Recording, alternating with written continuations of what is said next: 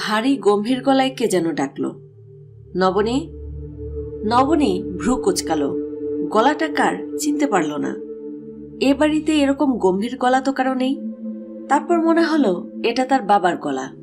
খুব চেনা মানুষকে মাঝে মাঝে যেমন অচেনা মনে হয়, দীর্ঘদিনের পরিচিত গলাও হঠাৎ হঠাৎ খুবই অপরিচিত লাগে। বিস্মিত হয়ে ভাবতে হয় কে কথা বলছে।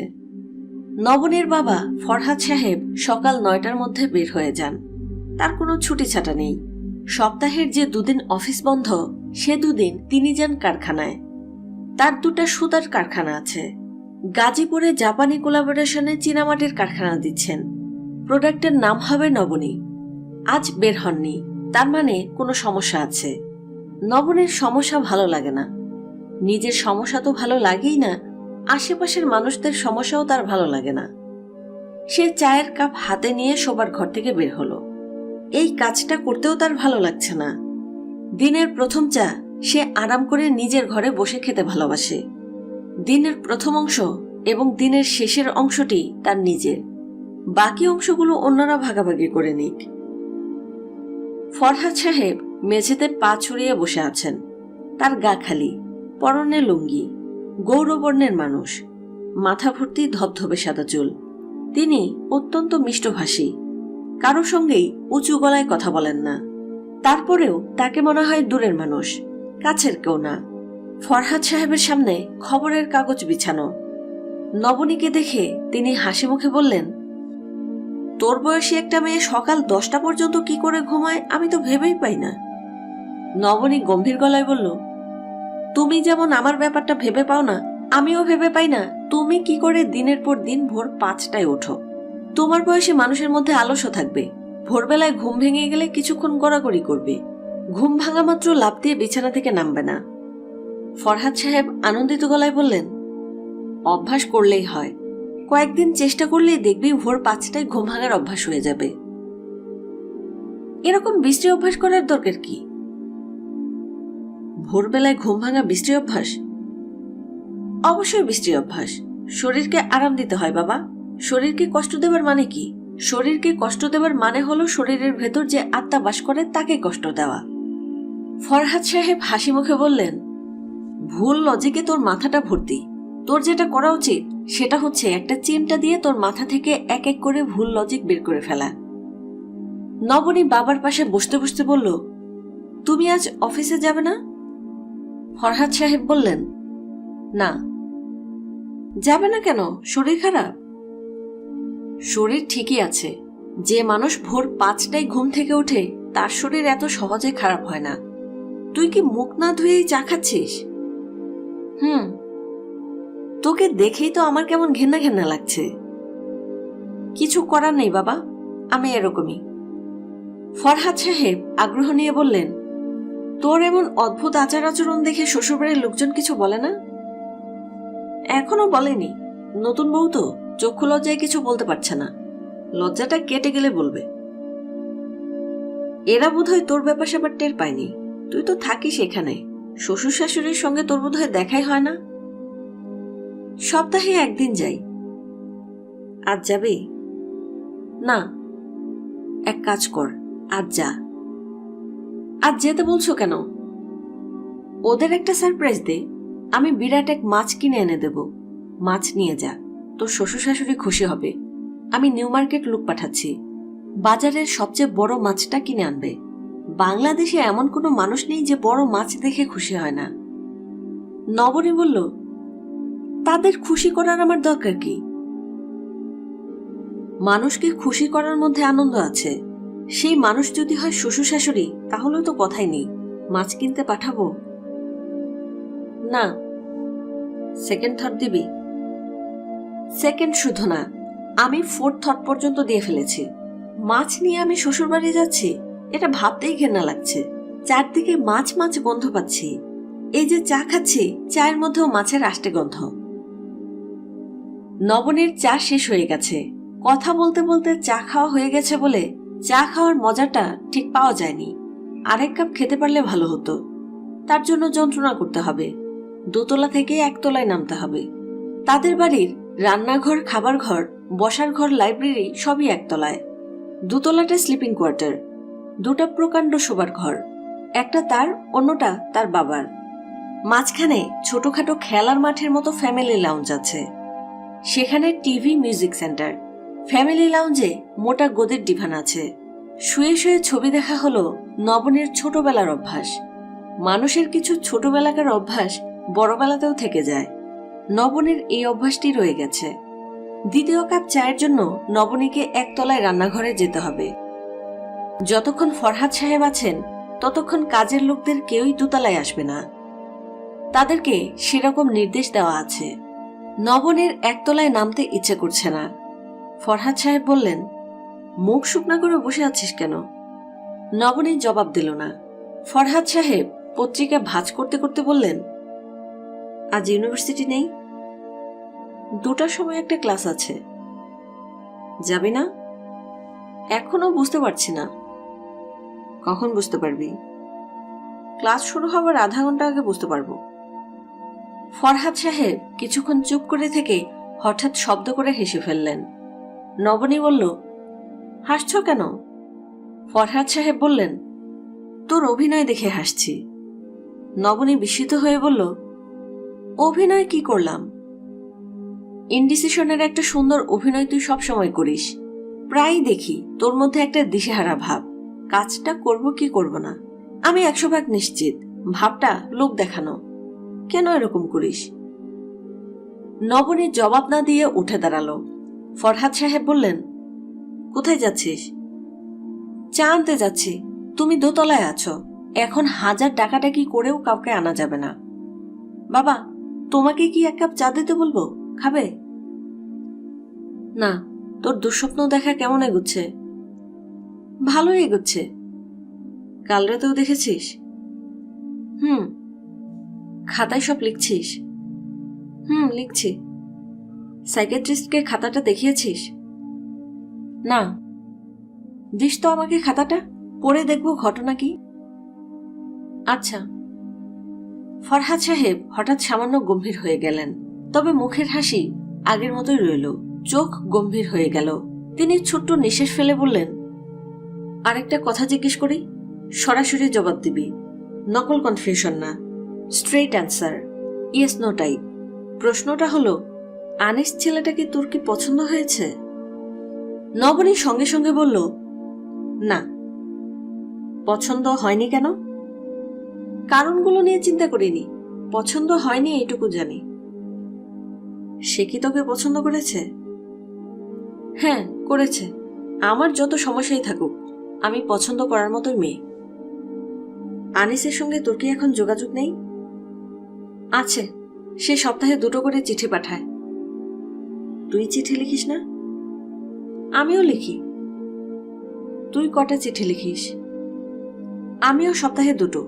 আর কিছু জিজ্ঞেস করবে? না। আমি কি এখন চায়ের সন্ধানে একতলায় যেতে পারি? ফরহাদ সাহেব জবাব দিলেন না, মেয়ের দিকে তাকিয়ে রইলেন। তাকে খুবই চিন্তিত মনে হলো। আজ তিনি অফিসে যাননি মেয়েকে এই কথাগুলো জিজ্ঞেস করার জন্য। কথা জিজ্ঞেস করা হয়েছে, এখন তিনি যেতে পারেন। দুপুর 1টায় জাপানি ডিজাইনার মিস্টার ওসাকু-সানের সঙ্গে তার লাঞ্চের ব্যবস্থা আছে। ওসাকু-সান চীনামাটির বাসনকুসনের ডিজাইন দেখাবেন। এই জাপানি শিল্পী নাকি বাংলাদেশি মোটিভ নিয়ে কাজ করেছেন।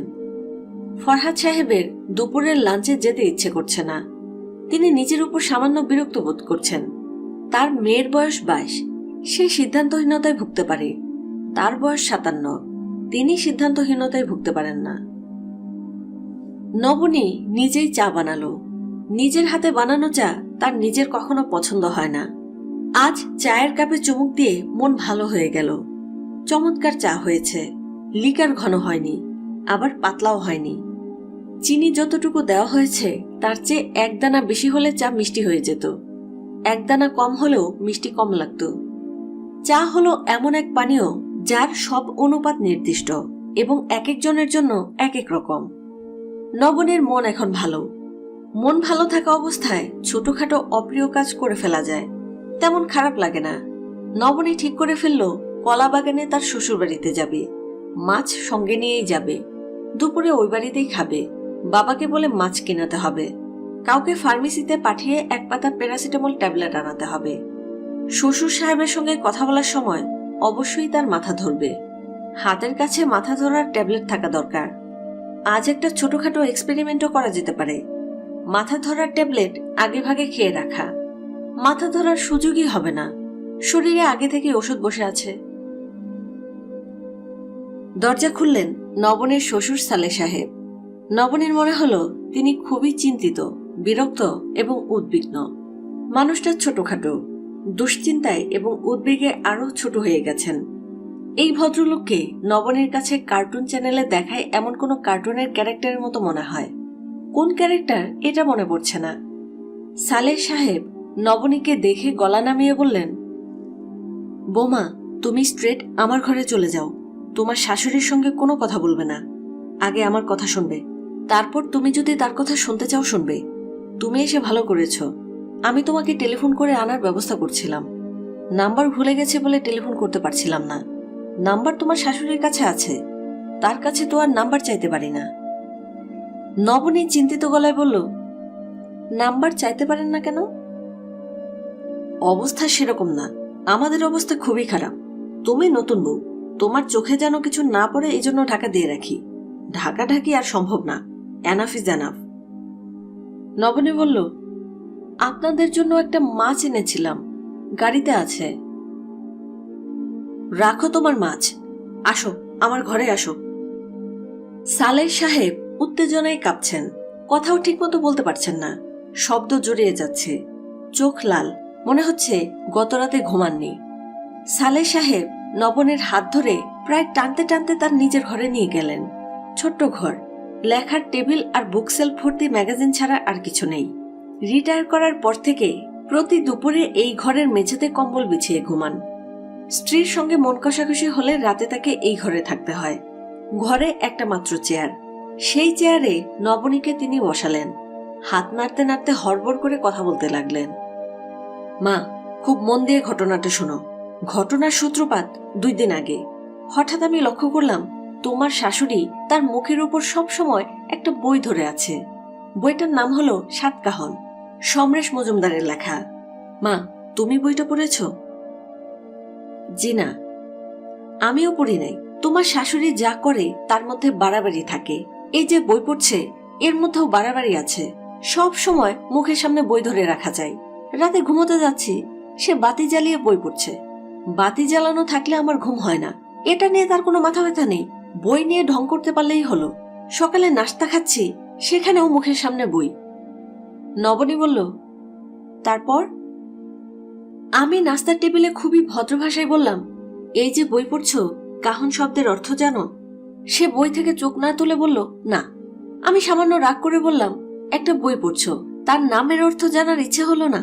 সে বই থেকে চোখ না তুলে বলল, পড়ার সময় বিরক্ত করবে না। আমি বললাম, ঘরে 4টা ডিকশনারি, একটা ডিকশনারি দেখলেও তো অর্থটা জানতে পারতে। সে বই নিয়ে গড়গড় করতে করতে শোবার ঘরে চলে গেল। নবনী বলল, আপনিও ওনার পেছনে পেছনে শোবার ঘরে গেলেন? অবশ্যই। তাকে গিয়ে খুবই ভদ্রভাবে বললাম, নামের অর্থ জানলে বইটা পড়ে আরাম পাবে। তুমি একটা ছেলের কাছে মেয়ে বিয়ে দিচ্ছ, সেই ছেলের নাম জানবে না, এটা কেমন কথা? তোমার শাশুড়ি থমথমে গলায় বলল, বই পড়া আর মেয়ে বিয়ে দেওয়া কি এক হলো? আমি বললাম, অবশ্যই এক। তখন সে খটাস করে বই বন্ধ করে রাগে ফুসফাস করতে করতে বলল, বলো, কাহনের অর্থ কি আমাকে বলো। অর্থ জেনে তারপর পড়ব। আমি তোমার শাশুড়ির ভাবভঙ্গি দেখে একটু টেনশনে পড়ে গেলাম। তার নেচার তো আমি জানি। লোকজন তিলকে তাল বানায়, তোমার শাশুড়ি তিলকে বড় সাইজের কাঁঠাল বানায়। ভালো কথা মা, তুমি কি কাহন শব্দের অর্থটা জানো? নবনী বলল, জি না। কাহনের অর্থ কি কাহিনী? সাতকাহন হলো সাতকাহিনী? না, কাহন হলো সংখ্যাবাচক। ওই যে 4 কড়ায় 1 গন্ডা, 2 গন্ডায় 1 পণ, 16 পণে 1 কাহন।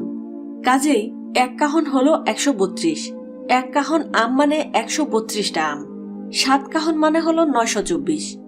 নবনী হাসি মুখে বলল, বইয়ের নাম 924? হ্যাঁ তাই। এটা তোমার শাশুড়িকে বললাম। বলার পর সে যে কি করলো তুমি বিশ্বাস করবে না। কোনো সুস্থ মস্তিষ্কের মহিলা এই কাজটা করতে পারে না। সে বলল, কাহন নামের অর্থ জানার পর বইটা পড়তে তার ভালো লাগছে না।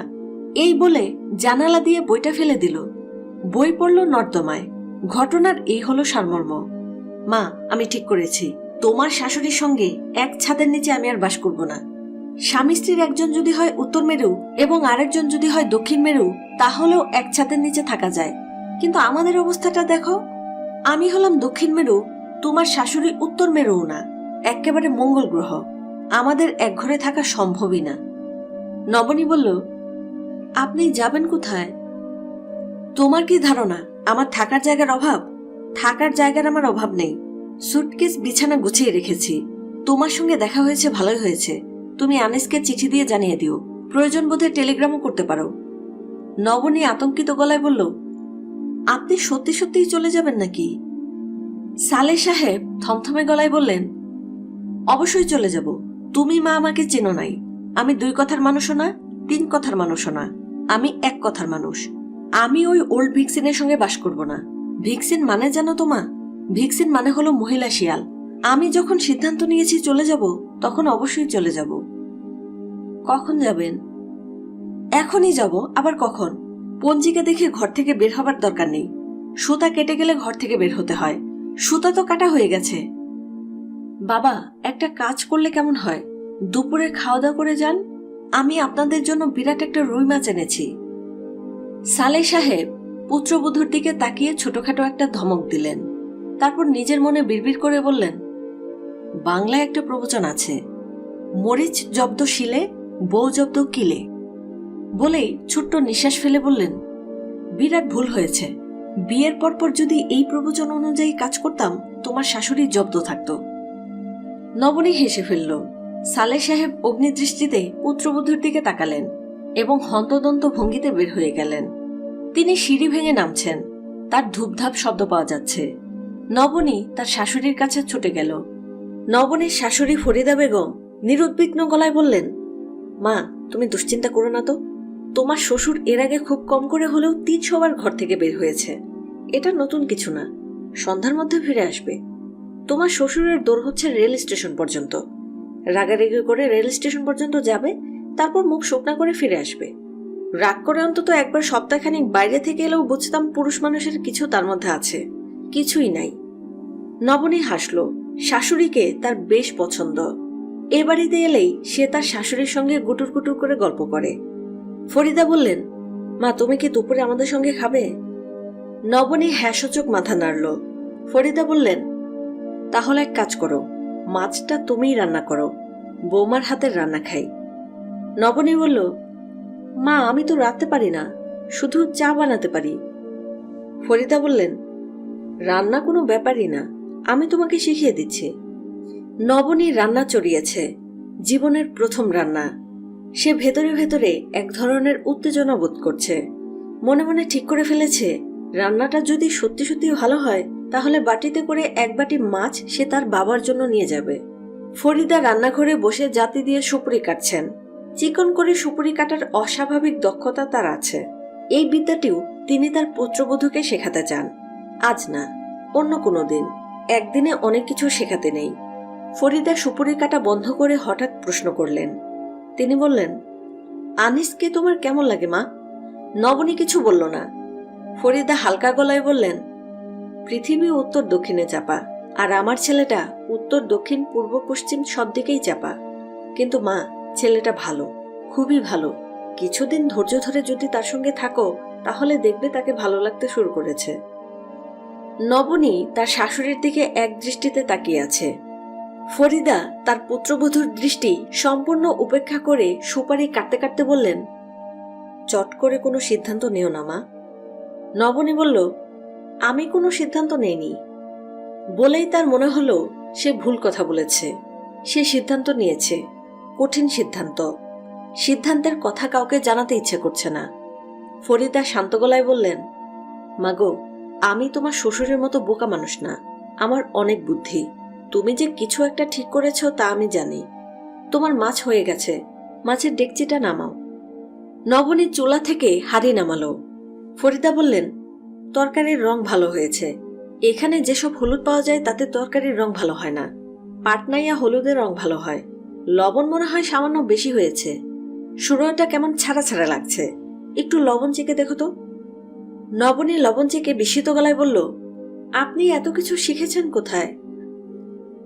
আমার মার কাছে শিখেছি। তোমার মা বেঁচে থাকলে তিনি তোমাকে শেখাতেন, এখন আমি শেখাবো। নবনী কিছু একটা বলতে গিয়েও বলল না। ফরিদা বললেন, মা তুমি কিছু বলতে চাও, বলে ফেলো। আমি কিছু বলতে চাচ্ছি না। কিছু অবশ্যই বলতে চাচ্ছিলে, শেষ মুহূর্তে তোমার কাছে মনে হয়েছে বলা ঠিক হবে না। তুমি বলতে পারো, আমি যে কোনো কিছুই সহজভাবে নিতে পারি। নবনী বলল, ধরুন কোনো কারণে যদি আপনার ছেলের সঙ্গে আমার ছাড়াছাড়ি হয়ে যায়, তারপরেও কি শেখাবেন? ফরিদা ছোট্ট নিঃশ্বাস ফেলে বললেন, তারপরেও যদি তোমার আমার এখানে আসার মতো সাহস থাকে তাহলে অবশ্যই শেখাবো। দরজায় কেউ কড়া নাড়ছে। ফরিদা বেগমের ঠোঁটে অস্পষ্ট হাসির রেখা। তিনি নবনীর দিকে তাকিয়ে আনন্দিত গলায় বললেন, তোমার শ্বশুর চলে এসেছেন। আজ মনে হয় স্টেশন পর্যন্ত যেতে পারেনি, তার আগেই ফিরে এসেছে। নবনী বলল, মা আপনি খুবই ভাগ্যবতী একজন মহিলা। ফরিদা বললেন, অবশ্যই আমি ভাগ্যবতী। বাংলাদেশে প্রথম 5 জন ভাগ্যবতী স্ত্রীর তালিকা তৈরি হলে সেখানে আমার নাম থাকবে। দরজার কড়া অতি দ্রুত নড়ছে। সালেহ সাহেবের গলার স্বরও পাওয়া যাচ্ছে, ফরিদা, ফরিদা। নবনী দরজা খোলার জন্য উঠতে যাচ্ছে। ফরিদা বললেন, তুমি বসো মা, দরজা খোলার দরকার নেই। কিছুক্ষণ ধাক্কাধাক্কি করুক, শাস্তি হোক। বিরাটনগর হাই স্কুলের সামনে আজ চাপা উত্তেজনা। গুজব শোনা যাচ্ছে আজ জুম্মাবারের ইমাম সাহেবকে ন্যাংটো করে স্কুলের মাঠে চক্কর দেওয়ানো হবে। গুজবটা কেউ ঠিক বিশ্বাস করতে পারছে না, আবার অবিশ্বাসও করতে পারছে না। চেয়ারম্যান সাহেব বিচিত্র সব কাণ্ড করেন, তার পক্ষে এই ধরনের শাস্তি দেওয়া অসম্ভব না। আবার জুম্মাঘরের ইমাম সাহেবের মতো মানুষকে ন্যাংটো করে কানে ধরে চক্কর দেওয়ানো হবে, এটাও বিশ্বাসযোগ্য না। স্কুল ঘরের সামনে কয়েকটা চেয়ার এবং 2টা বেঞ্চ রাখা হয়েছে। মাঝখানের চেয়ারে চেয়ারম্যান সাহেব পা তুলে বসেছেন। তার পরনে ধবধবে সিল্কের লুঙ্গি, গায়ে পাঞ্জাবি, পাঞ্জাবিও ধবধবে সাদা, তবে সিল্কের না বলে চকচক করছে না। চেয়ারম্যান সাহেবের মুখ ভর্তি পান, পান খেলেই তার মুখ হাসি হাসি হয়ে যায়, তার মুখ হাসি হাসি। চেয়ারম্যান সাহেবের সঙ্গে আছেন হাই স্কুলের হেডমাস্টার বাবু ঈশ্বরচন্দ্র MABT। হেডমাস্টার সাহেবের সঙ্গে স্কুলের কয়েকজন শিক্ষকও আছেন। শিক্ষকরা সবাই চুপচাপ, তারা গত 3 মাসে কোনো সরকারি ডিএ পাচ্ছেন না। ছাত্র বেতনের আদায় খুবই সামান্য। জহির খাঁ সাহেব প্রতি মাসে স্কুলে বেশ কিছু টাকা দেন, গত 2 মাসে সেই টাকাও দিচ্ছেন না। ঘটনা কি জানা যাচ্ছে না। শিক্ষকরা শঙ্কিত। বিরাটনগরের গণ্যমান্যদের মধ্যে সরকার বাড়ির ইরফান সরকার আছেন, নয়াবাড়ির আজিজ মিয়াও সেজেগুজে উপস্থিত হয়েছেন। আরও কিছু লোকজনের আসার কথা, তারা এখনো এসে উপস্থিত হননি। আসরের নামাজের পর সবাইকে আসতে বলা হয়েছে। আসরের নামাজের সময় মাত্র হয়েছে, তবে বাজার থেকে বেশ কিছু লোকজন এসেছে, তারা আলাদা বসেছে। বাজারের লোকজনদের সম্মানের চোখে দেখা হয় না। গ্রামের সালিশি বৈঠকে তারাও থাকে, তবে আলাদা থাকে।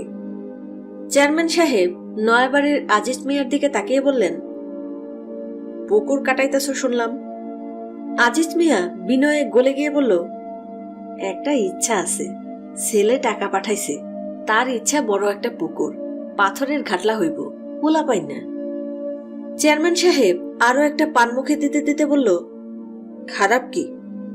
আজিজ মিয়া উত্তেজিত গলায় বলল, ছেলে চিঠিতে লিখেছে আব্বাজান পুকুরে মাছ ছাড়িবেন, কিন্তু মাছ বিক্রয় করিবেন না, মাছ বড় হোক, দেশে ফিরিয়া হুইল বসিয়ে দেয়া মাছ ধরিব। জহির খাঁ পানের পিক ফেলতে ফেলতে বললেন, চিঠি মুখস্থ করে বসে আছো, পুরা চিঠি মুখস্থ না এই 2 লাইন মুখস্থ? আজিজ মিয়া লজ্জিত মুখে বলল, অনেকবার করে এক চিঠি পড়ি, ইয়াদ থাকে। চেয়ারম্যান সাহেব বললেন, তোমার ছেলে ভালো দেখাইছে। আজিজ মিয়া বলল, আপনাদের দোয়া। জহির খাঁ সামান্য গম্ভীর হয়ে গেলেন। আজিজ মিয়া বছর 7 আগেও হতদরিদ্র ছিল। ফসল তোলার সময় অন্যের খেতে কামলা দিত। তার ছেলে কিভাবে কিভাবে কুয়েত চলে গেল, তারপর টাকা পাঠাতে শুরু করলো। আজিজ মিয়ার বাড়িতে টিনের ঘর উঠল, সেই টিনের ঘরের পাশে উঠল পাকা বাড়ি। আজিজ মিয়া জমি কেনা শুরু করলো, বাজারে ঘর নিল। এখন জানা গেল পুকুর কাটা হবে। জহির খাঁর কানে এসেছে যে আজিজ মিয়া বলে বেড়াচ্ছে, এমন পুষ্কুনি দিব যে চেয়ারম্যান সাহেবের পুষ্কুনিরে আমার পুষ্কুনির সামনে মনে হইব ব্যাঙের ছাতা। অতি অসম্মানজনক কথা। জহির খাঁ বিশ্বাস করেন না আজিজ মিয়া এই ধরনের কথা বলতে পারে, তবে পুরোপুরি অবিশ্বাসও করা যায় না। ছোট লোকের যদি হঠাৎ করে পয়সা হয় তাহলে পয়সার গরমে পাছা গরম হয়ে যায়। মাথা গরম লোক অনেক উল্টাপাল্টা কথা বলে, সেই সব কথার মাপ থাকে। পাছা গরম লোকের কথার কোনো মাপ থাকে না। আজিজ মিয়া তৃপ্তির সঙ্গে বলল, ছেলেটা লোক মারফত আমারে আর তার মারে মক্কা শরীফ থেকে কাফনের কাপড় কিনা পাঠাইছে। বড়ই আনন্দের ব্যাপার। এই কাপড় কাবা শরীফ সোয়াইয়া আনাইছে। চেয়ারম্যান সাহেব বললেন, ভালো তো। আবার চিঠিতে লিখেছে হজ কইরা যাইতে সে ব্যবস্থা করবে। যাও, হজ কইরা আসো।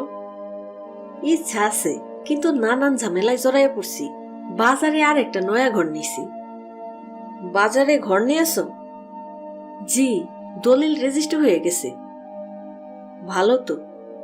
জহির খাঁ পানের পিক ফেললেন। তার কপালে সামান্য ভাঁজ পড়ল। বিরাটনগরে অনেক কিছুই ঘটছে যার খোঁজ তিনি রাখেন না। বাজারে ঘর রেজিস্ট্রি হয়ে গেছে সেই খবরও তিনি পাননি। এটা অবিশ্বাস্য ঘটনা। আজিজ মিয়া তলে তলে সুরুং কেটে যাচ্ছে। লোকটা অতি বুদ্ধিমান। ছোট লোকের হাতে পয়সা এলে নানান আলামত দেখা যায়। এরা তখন বড় কারফা মাছ ছাড়া ভাত খেতে পারে না। আড়ঙে সারের লড়াইয়ের জন্য সার কিনে ফেলে। সপ্তাহে 2 দিন যায় নেত্রকোনায় ছবি দেখার জন্য। আজিজ মিয়া তার কিছুই করছে না। জমি কিনছে, বাজারে ঘর রাখছে। তিনি খবর পেয়েছেন আজিজ মিয়া ব্যবসা ভালোই বুঝে। সরিষার ব্যবসা করে এই বছর অনেক টাকা কামিয়েছে। স্কুলের দপ্তরে নাস্তা নিয়ে এলো, ধামা ভর্তি মাখানো মুড়ি, পেঁপে। ঈশ্বরবাবু বিনীত গলায় বললেন, চেয়ারম্যান সাহেব নাস্তা করেন, চা আসতেছে। গুড়ের রং চা করতে বলেছি, গুড়ের চা আপনার পছন্দ। জহির খাঁ হাই তুলতে তুলতে বললেন, তোমরা খাও, আমার মুখে পান। ঈশ্বরবাবু নিচু গলায় বললেন, ভালো নাস্তার আয়োজন করার ইচ্ছা ছিল। স্কুল ফান্ডের অবস্থা শোচনীয়। ক্লাস 10-এ ছাত্র মাত্র 7 জন। জহির খাঁ গম্ভীর গলায় বললেন, ছাত্র কম কেন? পড়াশোনা ভালো হয় না? ঈশ্বরবাবু হতাশ গলায় বললেন, যেসব স্কুলে সেন্টার পায় সেখানে ছাত্র হয়। নকলের সুবিধা হয় কিনা সেটা সবাই আগে দেখে। খুবই দুর্দশায় আছি। অঞ্চলের বিশিষ্ট গণ্যমান্যরা যদি না দেখে তাহলে স্কুল উঠাই দিতে হবে। চেয়ারম্যান সাহেব বললেন, দাও, উঠায় দাও। সবকিছুর জন্ম মৃত্যু আছে, স্কুলেরও আছে। আফসোস করে তো লাভ নাই। আগে রাজা বাদশা ছিল, তারা হাতি পুষত। স্কুল কলেজ এইগুলা হলো হাতি। এখন রাজা বাদশা নাই, হাতিও থাকবো না। সোজা হিসাব। আজিজ মিয়া অতি দ্রুত মাথা নাড়তে নাড়তে বলল, অবশ্যই অবশ্যই। স্কুলের শিক্ষকরা আহত চোখে তাকিয়ে রইল আজিজ মিয়ার দিকে। জুম্মা ঘরের ইমাম সাহেবকে আসতে দেখা গেল। চেয়ারম্যান সাহেব তার মনোযোগ সেই দিকে দিলেন। একসঙ্গে অনেক কিছু নিয়ে চিন্তা ভাবনা করতে নাই। চিন্তা ভাবনা হলো পুঁতির মালার মতো। এক একটা চিন্তা এক একটা পুঁতি, আর সুতাটা হলো চিন্তার লাইন। সব পুঁতি এক লাইনে বাঁধতে হয়। এই কাজ সবাই পারে না। ইমাম সাহেবের কাছে গত রাতে তিনি লোক পাঠিয়েছিলেন। লোক মারফত তিনি একটা প্রস্তাব দিয়েছেন। ইমাম যদি অপরাধ স্বীকার করে তিনি তাকে ন্যাংটো করে ঘোরাবেন না। দোষ স্বীকার করে ক্ষমা প্রার্থনা করলে ইমামের চাকরি বহাল থাকার সম্ভাবনা আছে। দোষ স্বীকার না করলে শাস্তি হবে। ইমাম সাহেবের চোখ রক্তবর্ণ। তিনি গত কয়েক রাত ধরে ঘুমাচ্ছেন না, তা তাকে দেখেই বোঝা যাচ্ছে। ঠিকমতো হেঁটেও আসতে পারছেন না। মাতালের মতো হেলে দুলে এগুচ্ছেন। জুম্মার নামাজের দিন তিনি যে পোশাক পরেন আজও তাই পরেছেন। কালো আচকান, মাথায় সাদা পাগড়ি। সাদা পাগড়ির সঙ্গে কালো আচকান খুব মানিয়েছে। তাকে সুফি সুফি লাগছে। আজ তিনি চোখে সুরমাও পরেছেন। অন্য যে কোনো সালিশির দিনে ইমাম সাহেবের আশা মাত্র তাকে চেয়ার দেওয়া হয়। আজ দেওয়া হলো না। তিনি জহির খাঁর সামনে দাঁড়িয়ে রইলেন। তার চোখে মুখে দিশেহারা ভাব। ইমাম সাহেবের নাম ইয়াকুব, উলাপাস। বয়স 50-এর উপরে। তিনি 5 বছর হলো বিরাটনগরে আছেন। তার বাড়ি মধুপুর। স্ত্রী এবং 2 কন্যা মধুপুরেই থাকেন। তিনি মাঝে মধ্যে মধুপুরে তাদের দেখতে যান। বছর 2 আগে ইমাম সাহেবের স্ত্রী তার 2 কন্যাকে নিয়ে এখানে বেড়াতে এসেছিলেন। 1 সপ্তাহ ছিলেন। গ্রামের মানুষজন তখন তার 2 কন্যার রূপ দেখে মোহিত হয়েছিল। বড় মেয়েটির নাম সকিনা, ছোটটির নাম জরিনা। গ্রামের মানুষজন এখনো কোনো রূপবতী মেয়ে দেখলে বলে, ইমাম সাহেবের বড় মেয়ে সকিনার মতো সুন্দর।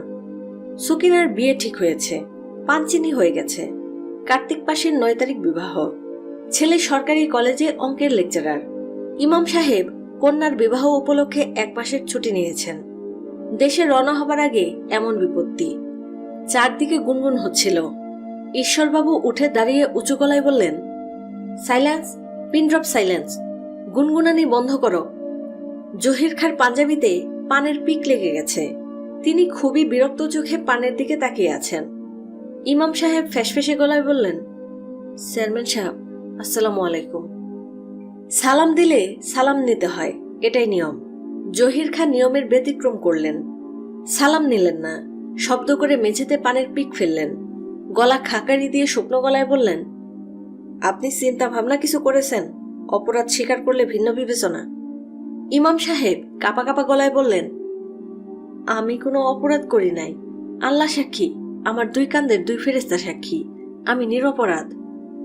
জহির খাঁ বিরক্ত মুখে বললেন, আপনার 2 কান্দের 2 ফেরেশতা তো সাক্ষী দিব না। এদের কথা খামাখা বললে তো লাভ নাই। আপনি বিরাট অন্যায় করেছেন। এই অঞ্চলের নাম বিরাটনগর। এইখানে যা হয় সবই বিরাট। মানুষ যখন অন্যায় করে ছোট অন্যায় করতে পারে না, বিরাট অন্যায় করে। আপনি দোষ স্বীকার না করলে যে শাস্তির কথা বলেছিলাম সেই শাস্তি দেব। আপনি বড় অপমান হবেন। ইমাম সাহেব কাঁদো কাঁদো গলায় বললেন, আমি কোনো দোষ করি নাই, কিন্তু তারপরেও দোষ স্বীকার করলাম। জহির খাঁ বললেন, প্যাচের কথায় কাম হবে না ইমাম সাহেব। দোষ করি নাই কিন্তু দোষ স্বীকার করলাম, এটা কেমন কথা? আমি বিবাহ করি নাই, কিন্তু সে আমার বিবাহিত স্ত্রী। এটা কি হয়? লোকজন হো হো করে হেসে ফেলল। জহির খাঁ সেই হাসিতে যুক্ত হলেন না। তিনি গম্ভীর মুখে বললেন, আপনি যে পাপ করেছেন সেই পাপ ব্যভিচারের চেয়েও খারাপ। আমাদের ধর্মে যে ব্যভিচার করে তার শাস্তি কি জানেন নিশ্চয়ই। গর্ত খুঁড়ে তাকে ঢোকানো হয়, তারপর পাথর ছুঁড়ে মারা হয়। আমি সেরকম কিছু করব না। কাপড় চোপড় খুলে কানে ধরে আপনাকে চক্কর দেওয়াবো, শাস্তি শেষ। এখন শেষবারের মতো জিজ্ঞেস করতেছি, আপনি কি অপরাধ করেছেন? জি করেছি। আপনি কি সবার কাছে ক্ষমা চান? জি চাই। তাহলে প্রথমে কেন বললেন দোষ করেন নাই? ইমাম সাহেব বললেন, আমি দোষ করি নাই, এই জন্য বলেছি দোষ করি নাই। এখন কেন বলতেছেন দোষ করছেন? অপমানের হাত থেকে বাঁচার জন্য বলতেছি। অর্থাৎ আপনি স্বীকার করেন না যে আপনি দোষ করেছেন? শেষ জবাব দেন। আমি আর সাল জবাব করতে পারবো না। হ্যাঁ কিংবা না বলেন, দোষ করেছেন? জি না। দোষ তাহলে করেন নাই? ইমাম সাহেব হড়বড় করে বললেন, দোষ করেছি। জহির খাঁ কঠিন গলায় বললেন, আপনি তো একবার এক এক কথা বলতেছেন। জনাব, আমার মাথাটা আওলায়ে গেছে। আমি কি বলতেছি কিছুই বুঝতেছি না। জহির খাঁ শান্ত গলায় বললেন, ঠিক আছে, আপনারে বোঝাইবার ব্যবস্থা করতেছি। সবাই চট করে বোঝে না, কেউ তাড়াতাড়ি বোঝে, আবার কেউ আছে বুঝাও বোঝে না। ইমাম সাহেব মাথায় পাগড়ি খুলে হাতে নিয়েছেন। গরমে তার মাথার চুল সব ভিজে গেছে। চুল থেকে ঘামের ফোঁটা কপালে বেয়ে নামছে। তার ঠোঁট নড়ছে। মনে হচ্ছে তিনি দ্রুত কোনো সূরা পাঠ করছেন। রাত 8টার মতো বাজে। আনিস বিছানায় শুয়ে আছে। বিকেল থেকেই তার গা ম্যাজ করছিল। এখন শরীর কাঁপিয়ে জ্বর এসেছে। ডাক্তাররা নিজেদের অসুখ বিসুখের ব্যাপারে উদাসীন হয়। আনিস তার ব্যতিক্রম না। থার্মোমিটারে সে জ্বর দেখেনি। 2টা অ্যানালজেসিক ট্যাবলেট খেয়ে জ্বর কমানোর চেষ্টাও করেননি। হাত পা এলিয়ে বিছানায় শুয়ে আছে। তার সামান্য দুশ্চিন্তা হচ্ছে রাতের খাবার নিয়ে। তার রান্নাবান্না করে দেয় সুজাত মিয়া। বয়স 10-11। তার পায়ে সমস্যা আছে। একটা পা বড়, একটা ছোট। হাঁটে খুঁড়িয়ে। পরশু সকাল থেকে সুজাত নিখোঁজ। কোথায় গেছে কাউকে কিছু বলে যায়নি। ছেলেটি অতি ভদ্র, অতি বিনয়ী, কাজকর্মে দক্ষ। তার একটাই সমস্যা, মাঝে মাঝে কাউকে কিছু না বলে নিখোঁজ হয়ে যায়, আবার ফিরে আসে কাজকর্ম শুরু করে দেয়। ভাবটা এরকম যেন কিছুই হয়নি, সে কোথাও যায়নি, এখানেই ছিল। আনিসের ঘরে হারিকেন জ্বলছে। বিরাটনগরে পল্লী বিদ্যুৎ এসেছে। আনিসের কোয়ার্টারে পল্লী বিদ্যুতের লাইন আছে। ইলেকট্রিকের তারে কি যেন সমস্যা হয়েছে, বাতি জ্বলছে না। তার ঠিক করার জন্য ইলেকট্রিশিয়ান আনার জন্য খবর পাঠাতে হবে নেত্রকোনায়।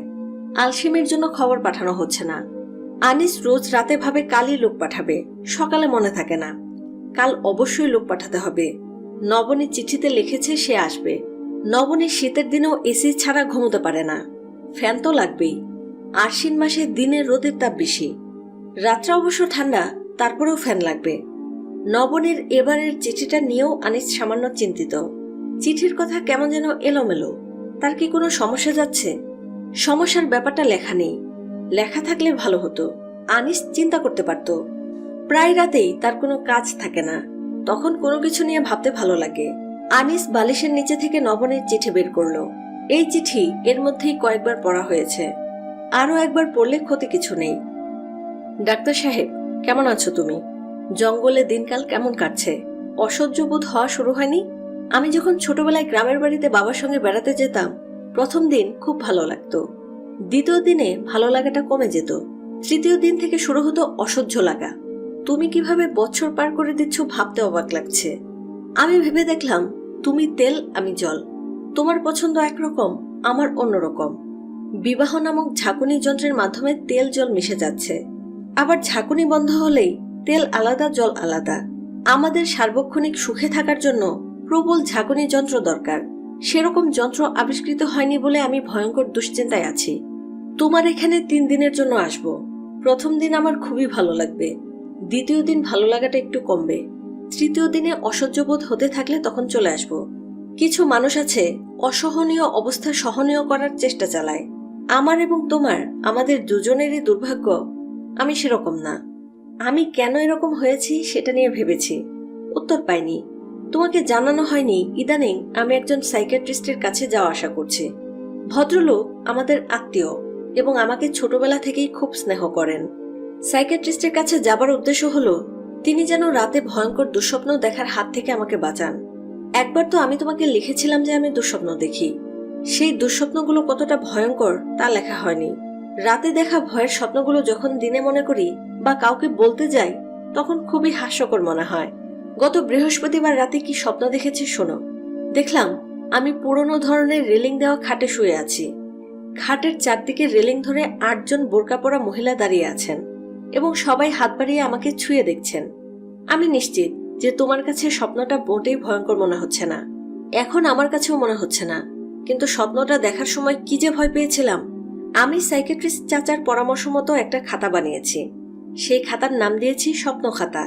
আমি এই খাতায় স্বপ্নগুলো লিখে রাখছি। তোমার এখানে আসার সময় খাতাটা নিয়ে আসবো, তুমি পড়ে দেখো। আমি নিশ্চিত তুমি মজা পাবে। সাইকিয়াট্রিস্ট চাচা আমাকে পরীক্ষা নিরীক্ষা করে কি সিদ্ধান্তে এসেছেন শুনতে চাও? তার সিদ্ধান্ত হলো আমি নাকি মানসিকভাবে বিয়েটা মেনে নিতে পারছি না। তোমার সঙ্গে বিয়ে আমার মনের উপর প্রবল চাপ ফেলেছে। এই মানসিক চাপই স্বপ্ন হিসেবে দেখা দিচ্ছে। এটা সাইকিয়াট্রিস্টের সিদ্ধান্ত। তোমার সিদ্ধান্ত কি? ভালো থেকো, নবনী। আনিসের শরীর কেমন যেন ঝিমঝিম করছে। জ্বর কি বেড়েছে? ঘরে থার্মোমিটার নেই। খিদে লেগেছে, কিন্তু খেতে ইচ্ছে করছে না। দুটা বিপরীতমুখী ব্যাপার একসঙ্গে কি করে ঘটে? শরীর যন্ত্র নষ্ট হলে এরকম হয়। জলাতঙ্ক রোগীর তৃষ্ণায় বুক ফাটে, কিন্তু পানি খেতে পারে না। না, উদাহরণটা ঠিক হলো না। জলাতঙ্ক রোগীর তৃষ্ণা হয়, পানিও খেতে চায়, খিচুনির জন্য খেতে পারে না। মন যন্ত্র নষ্ট হলেও বিপরীতমুখী ব্যাপারগুলো দেখা যায়। পাশাপাশি দুটি নদী, একটি অন্যটির গায়ের উপর দিয়ে যাচ্ছে। একটির পানি যাচ্ছে সাগরের দিকে, অন্যটির পানি সাগর থেকে উঠে রওনা হয়েছে পর্বতমালার দিকে। নবনীর মনে কি এরকম দুটি ধারা বইছে? সে দুঃস্বপ্ন দেখতে শুরু করেছে কেন? আনিস কি তার জীবনে বড় ধরনের কোনো আশাভঙ্গের ব্যাপার ঘটিয়েছে? নবনীর ব্যাপারে আনিসের মনে আশাভঙ্গের কিছু ঘটেনি। সে জানে নবনী চমৎকার একটি মেয়ে। তার একটাই সমস্যা, সে ভয়াবহ নিঃসঙ্গ। আনিস সেই নিঃসঙ্গতা দূর করতে পারেনি। বিরাটনগর ছেড়ে সে যদি ঢাকায় গিয়ে নবনীর সঙ্গে বাস করতে থাকে, তাতেও নবনীর নিঃসঙ্গতা দূর হবে না। কিছু কিছু মানুষ বিচিত্র ধরনের নিঃসঙ্গতা নিয়ে পৃথিবীতে আসে। কারোর সাধ্য নেই সেই নিঃসঙ্গতা দূর করার। সেই সব মানুষেরা তাদের নিঃসঙ্গতা দূর করার চেষ্টা নিজেরাই করে। তা করতে গিয়ে কেউ কেউ বড় লেখক হয়, কেউ হয় চিত্রকর, বিজ্ঞানী, আবার কেউ কেউ হয়তো তার মতো ডাক্তার হয়। আশেপাশের মানুষদের নিয়ে অসম্ভব ব্যস্ত থেকে নিজের নিঃসঙ্গতা ভুলে থাকতে চায়। আনিস নবনীর নিঃসঙ্গতা জানে। নবনী কি আনিসের নিঃসঙ্গতা জানে? দরজায় শব্দ হচ্ছে। ভয়ে ভয়ে কেউ একজন কড়া নাড়ছে। কড়া নাড়ার শব্দ থেকে মনে হয় সুজাত ফিরে এসেছে। আনিস উঠে দরজা খুলল। সুজাত মিয়া না, মতি দাঁড়িয়ে আছে। তার পরনের নতুন শার্ট, নতুন লুঙ্গি, পায়ে নতুন রবারের জুতা। যে ছাতা হাতে সে দাঁড়িয়ে আছে, ছাতাটাও নতুন। আনিসের সাইকেল বিক্রি করে সে ভালো দাম পেয়েছে, 800 টাকা। 800 টাকার মধ্যে 600 টাকা নগদ পেয়েছে, 200 টাকা এখনো বাকি আছে। বাকি 200 টাকা আদায় করতে কষ্ট হবে। শেষ পর্যন্ত আদায় হবে কিনা সেও বিষয়ে তার ক্ষীণ সন্দেহ আছে। মতির খরচের হাত ভালো, 600 টাকার প্রায় সবটাই একদিনে শেষ হয়েছে। নিজের জামা কাপড় ছাড়াও সে 2টা টাঙ্গাইলের তাঁতের শাড়ি কিনেছে, একটা মর্জিনার জন্য আর একটা বাতাসির জন্য। বাতাসি মেয়েটা বাজারে নতুন এসেছে। বাতাসের গলার স্বর অতি মধুর, এমন মধুর স্বরে সে এর আগে কোনো মেয়েকে কথা বলতে শোনেনি। বাতাসির আরও একটা ব্যাপারে সে মুগ্ধ, সেটা হলো বাতাসির গায়ের গন্ধ, অবিকল তেজপাতার গন্ধ। মানুষের গায়ে নানা রকম গন্ধ থাকে, তেজপাতার গন্ধ যে থাকে এটা সে কল্পনাও করেনি। মর্জিনার গায়ের গন্ধ টকটক, খারাপ না, টক গন্ধও ভালো লাগে, তবে তেজপাতার গন্ধ অন্য জিনিস। মতি বাতাসির কাছে নিজের পরিচয় দিয়েছে বিরাটনগর হাই স্কুলের শিক্ষক। এতে কয়েকটা উপকার হয়েছে। বাতাসি তাকে আলাদা খাতির করছে, স্যার ডাকছে। মতির দিক দিয়ে সামান্য সমস্যা হচ্ছে, কথাবার্তা শিক্ষকদের মতো বলতে হচ্ছে, শুদ্ধ ভাষা বলতে হচ্ছে। মতি এখন সরাসরি বাতাসির কাছ থেকে এসেছে। শাড়ি দিতে গিয়েছিল, ইচ্ছা ছিল রাত থেকে যাবে।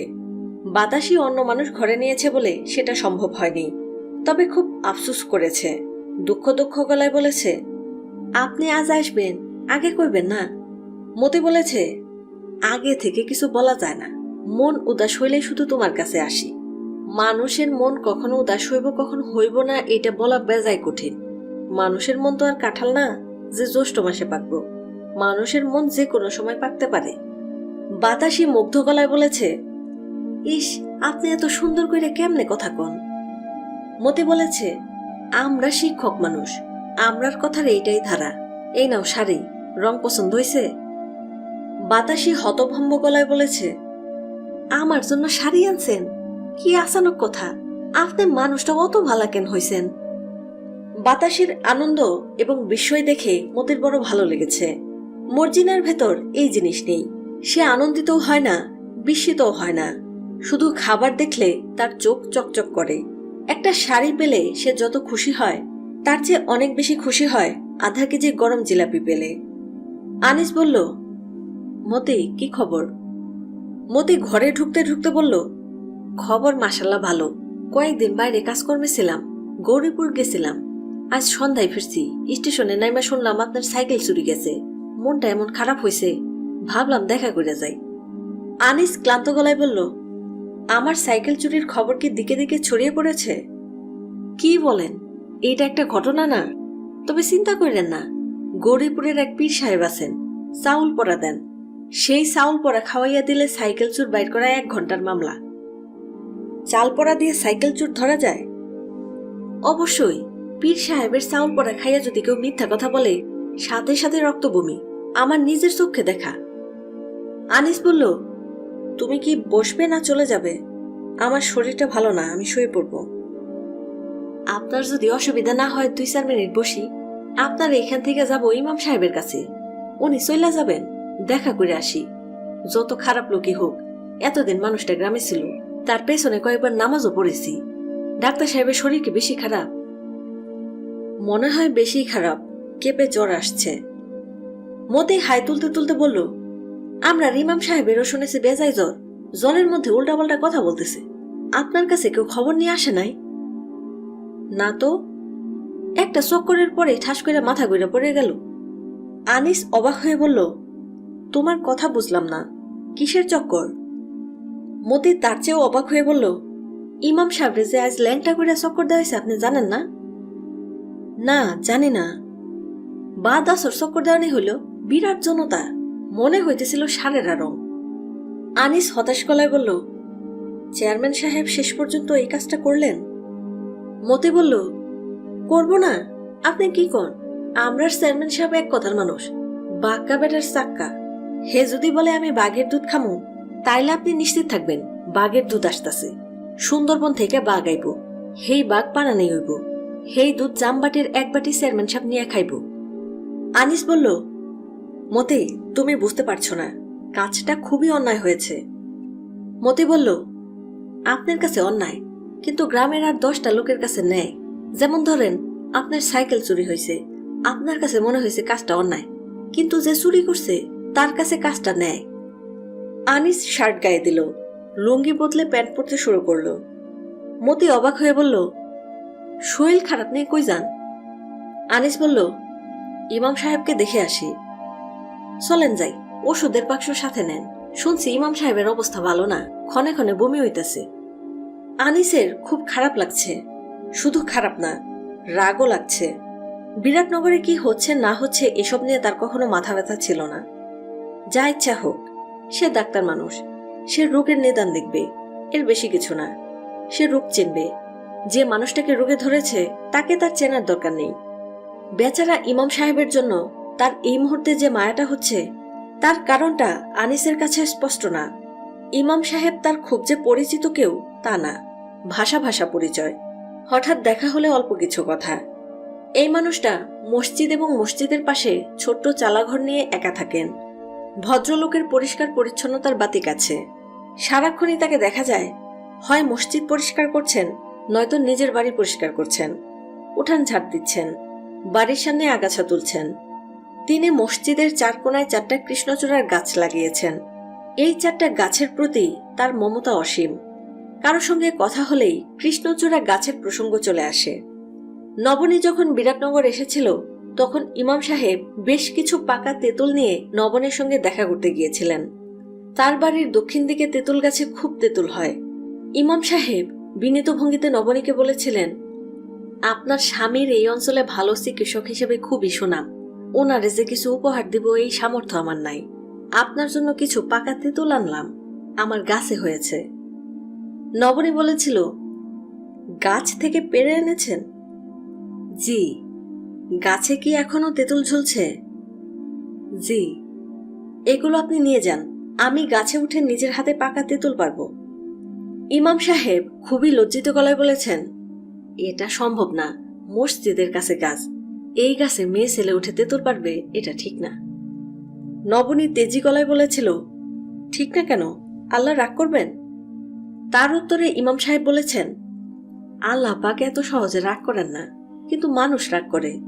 আমরা এমন যে মানুষের রাগটাকেই বেশি ভয় পাই। ইমাম সাহেবের ঘরে হারিকেন জ্বলছে। তিনি মেঝেতে পাটির উপর কুণ্ডুলি পাকিয়ে শুয়ে আছেন। শীতল পাটি বমিতে মাখামাখি। তিনি বমির মধ্যেই শুয়ে আছেন। কিছুক্ষণ পরপর কেঁপে কেঁপে উঠছেন, মনে হয় তার অ্যাজমা আছে। যতবারই নিঃশ্বাস নিচ্ছেন, বুকের ভেতর শো শো শব্দ আসছে। ঘরে কুটু গন্ধ। মতি বলল, ইমাম সাহেব জাগনা আছেন, ডাক্তার সাহেব আসছেন। ইমাম সাহেব মাথা তুলে তাকালেন, আবার মাথা নামিয়ে ফেললেন। তাকে দেখে মনে হলো না তিনি কাউকে চিনতে পেরেছেন। আনিস বলল, মতি, ওনাকে গোসল দেওয়া দরকার, গোসল করাতে পারবে? মতি বলল, আপনি বললে পারবো। আনিস বলল, বালতিতে করে পানি আনো, সাবান আনো, দুজনে মিলে গোসল দেই। মতি বলল, আপনারা তো ঠেকা কি ডাক্তার সাহেব? ডাক্তার বিরক্ত গলায় বলল, সে একজন রোগী, এই জন্যই আমার ঠেকা। মতি ডাক্তারকে হাত দিতে দিল না, নিজেই সাবান দিয়ে ডোলে গোসল দিল। শরীর মুছে শুকনো কাপড় পরিয়ে ধরাধরি করে বিছানায় শুইয়ে দিল। ইমাম সাহেবের গায়ে জ্বর নেই, জ্বর ছাড়াই তিনি কাঁপছেন। আনিস বলল, আপনি রাতে কিছু খেয়েছেন? ইমাম সাহেব হাঁপাতে হাঁপাতে বললেন, জি না। আপনার খাবার কে রেঁধে দেয়? আমি নিজেই রান্ধি ডাক্তার সাহেব। আমি আপনার জন্য 1 গ্লাস দুধ পাঠিয়ে দিচ্ছি, খেয়ে শুয়ে থাকুন। 2টা ট্যাবলেট পাঠাবো, দুধ খাওয়ার পরে খাবেন, ঘুমের ওষুধ, ভালো ঘুম হবে। ইমাম সাহেব কিছু বললেন না, চোখ বড় বড় করে তাকিয়ে রইলেন। ডাক্তার দ্রুত চিন্তা করছে, ঘুমের ওষুধ ছাড়াও আরো কি কিছু দেওয়া দরকার?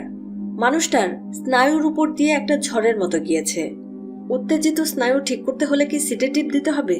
মানুষটা একা থাকে, কেউ একজন সঙ্গে থাকলে ভালো হতো, কথাবার্তা বলতে পারত। মানুষের সঙ্গ মাঝে মাঝে ওষুধের চেয়েও অনেক বেশি কার্যকর হয়। ইমাম সাহেব বললেন, ডাক্তার সাহেব, আপনার অনেক মেহেরবানি।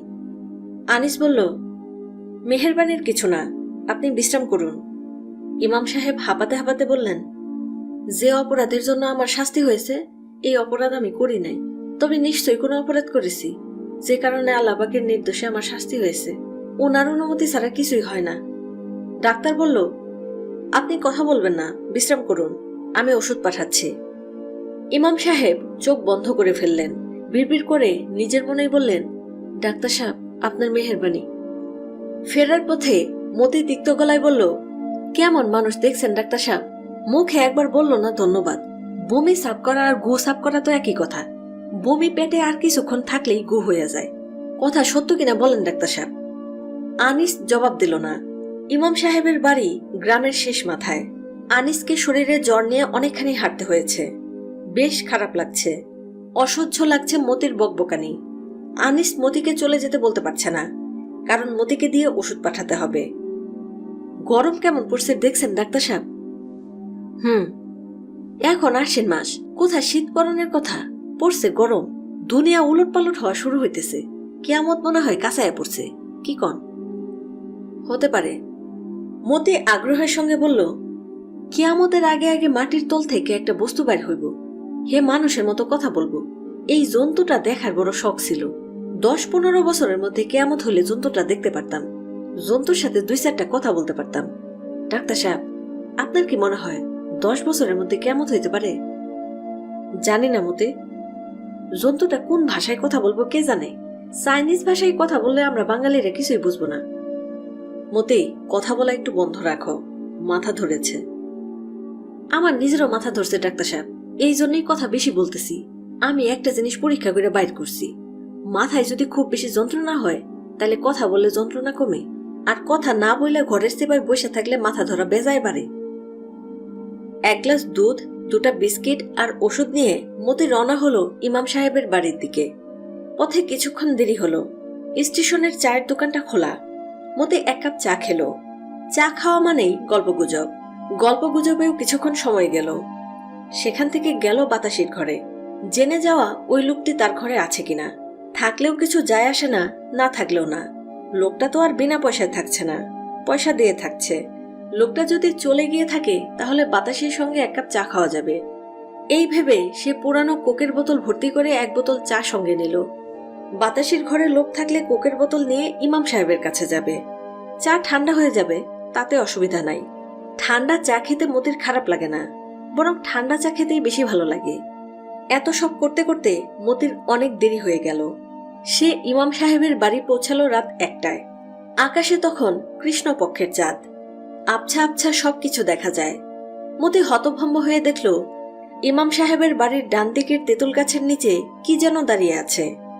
মতি বলল, কেডা গো? কেউ জবাব দিল না। মতি বলল, কেডা, আপনি কে?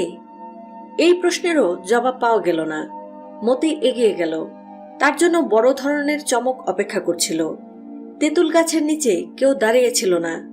তেঁতুল গাছের ডাল থেকে ঝুলছিলেন ইমাম সাহেব। মতি অতি দ্রুত দা দিয়ে দড়ি কেটে তাকে নামালো। ইমাম সাহেব বিড়বিড় করে কি যেন বললেন, ঠিক বোঝা গেল না। মনে হলো পানি খেতে চাইছেন। মতি ছুটে গেল পানি আনতে। তার প্রায় সঙ্গে সঙ্গেই ইমাম সাহেব মারা গেলেন।